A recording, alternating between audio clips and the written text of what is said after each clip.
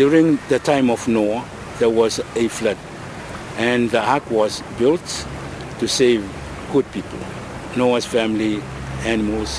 When the flood stopped, and God made a promise to Noah and not to make any more flood to happen.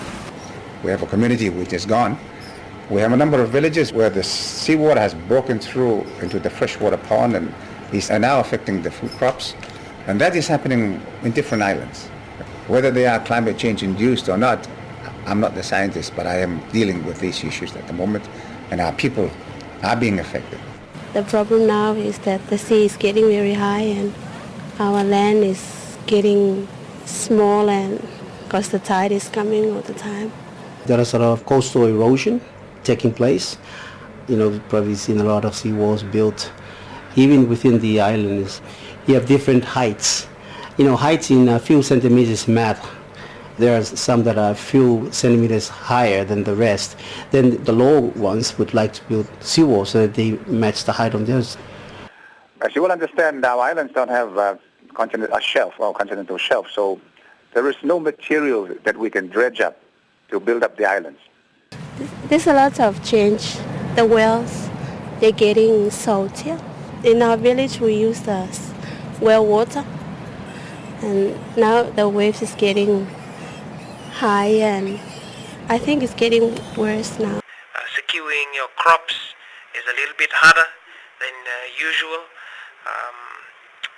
Also, you get a lot of salt in the inland because of the high sea level rise. Therefore, we can't sell much crops as we would like to because our harvest isn't as much as we would like it to be. I'm thinking of the future, not for me, but for my kids, for my children, because I'm going to leave them behind and they are going to think of it. But still they don't, one of them doesn't like to leave this place because they are having a business with the fish marketing, so they just want to live here. But they really like to build another place, another house, just in case when this place is covered up with a high tide or something.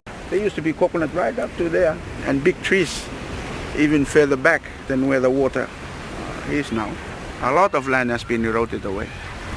A good 50 meters, 50, 60 meters is now under the water. So I feel sad coming back to my old playground. These islands will be inundated, or if they're not inundated, the livelihood of people will be very difficult. It will affect our water that we drink.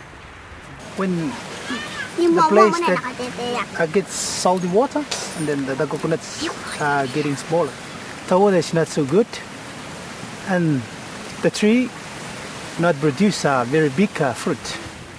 We can only adapt so far. For countries like Kiribati, may have already gone well beyond adaptation. Maybe we've reached the stage where very little can be done now to reverse the process. We really cannot discuss issues like development if in the longer term we're facing an issue of survival. So no matter how much we develop over the next decades, if in 50 years' time we're going to go under, what's the purpose of it all?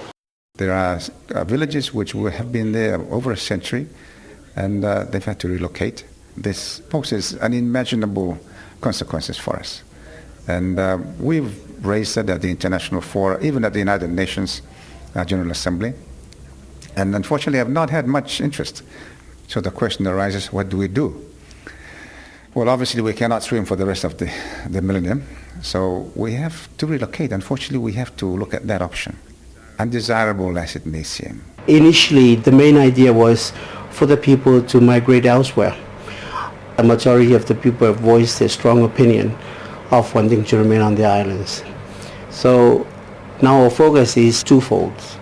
One is to maintain a living on the islands, and two is to prepare those who would like to migrate so that when they do so, they're able to do that with dignity. I just want to tell the world that now we live in a small islands, and we want to know if they can help us. So we just want to shout out loud to the world that we are now in great danger and we want their help. Because we love our island very much, and we know that for the next 50 years this will be no longer an island. This will be all an ocean. So we want the world to know that we want their help. We really, really want their help. We cannot survive. The islands, particularly the islands in Kiribati, which are very low, will be submerged. And then where would the people be then? This is my home, you know. Where else am I to go? Our people have to face the reality of trying to survive on a day-to-day basis. But as a government, we have to keep them on board. And quite frankly, there is very little that they can do. There is very little that we as a government can do on our own. It's got to be a collective effort of the whole global community. I know that we are in the front line. So I would ask you to listen and work together how can we help our people to live their life in their own country. We want to stay here. So for you all, I would like to ask you to have compassion. This is one of the most serious moral challenges facing humanity at this point in time.